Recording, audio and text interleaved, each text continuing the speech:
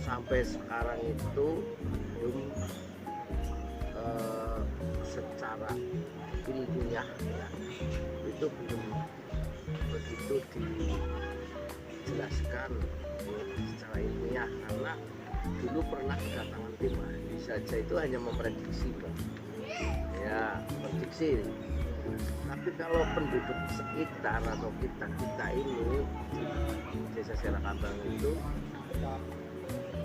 sudah ada cerita atau tutur lisan. Iya, jadi secara ilmiah itu secara penelitian itu belum ada final, tapi secara tutur lisan memang ada. Jadi secara tutur lisan itu, pertama bahwa Watu Dumpang itu adalah merupakan peninggalan nenek moyang. Siapa, kan pertanyaannya seperti itu, pertanyaannya siapa nenek moyang yang menemukan atau membuat itu.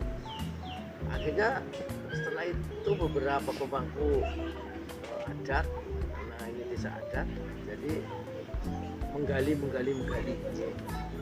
Nah setelah digali, ternyata itu adalah peninggalan Eyang Surawijaya. Itu tahun 1448. Saat itu Majapahit runtuh.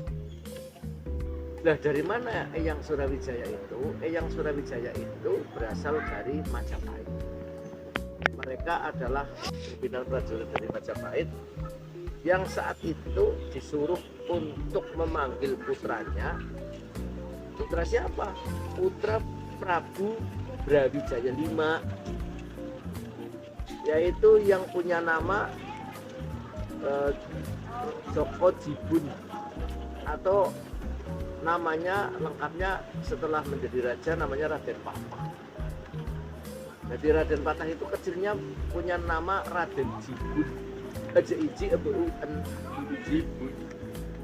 Ya, mungkin itu kan putri dari anak dari istri yang berasal dari Cina, dari Jepang. Jadi Brawijaya punya istri dari Jepang. Setelah itu Raden Surawijaya itu membujuk putranya Raden Patah agar menghadap ayahnya. Tapi Raden Patah nggak mau saat itu. Ya pokoknya nggak mau. Raden Patah itu karena mereka sedang mempersiapkan kerajaan yang baru, yaitu kerajaan Demak. Akhirnya Surawijaya nggak bisa pulang. Dia malu kan untuk membawa tidak memeratasi gawe atau tidak bisa menyelesaikan pekerjaan untuk pulang ke Majapahit. Mereka dari Brangwetan itu pojok Trombulan itu kesini, dan menemukan pertama orang yang menemukan batu kambang yaitu iya itu yang pertama kali menemukan itu, diprediksi itu. Akhirnya mereka di sini memberikan nama desa, namanya Desa Selakabang. Namanya Desa Selakabang. Nah mereka di sini beranak pinak karena menempati Desa Selakabang saat itu. Nah saat itulah di situ mungkin karena dulu di Majapahit kan orangnya menganut agama Hindu, mereka membuat yang namanya sarana sembahyang orang Hindu namanya Lingga Yoni. Ternyata di situ tidak ada lingganya, adanya Yoni yang bentuknya lumpang, maka dinamakan batu lumpang. Dan lingganya sampai sekarang nggak ketemu, yang ketemu hanya itu saja, Yoni atau lambang kesuburan sampai sekarang. Itu sampai sekarang sejarahnya Watu Dumpang seperti itu, sebagai tempat ritual beribadah orang Hindu saat itu. Tapi di tahun 1830 ini beda lagi ya. Oh belum selesai. Raden Surawijaya itu di sini anak pinak, punya istri, dan mereka karena senang bertapa, mereka diberi nama terkenal dengan sebutan Ki Tapanyana atau Nyana Tapa. Ki Tapanyana artinya mereka dari Jawa Timur datang ke sini orang kenyana-nyana jadi tampak. Karena apa? Mereka bermangsa hidup di sini hatinya tentram, rasanya adem hatinya. Jadi diberi nama Imam atau Tamaya. Itu namanya Nyana Tapa.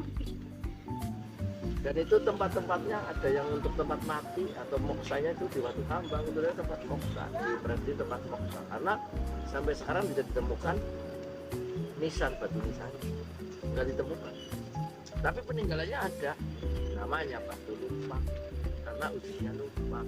Nah di tahun 1830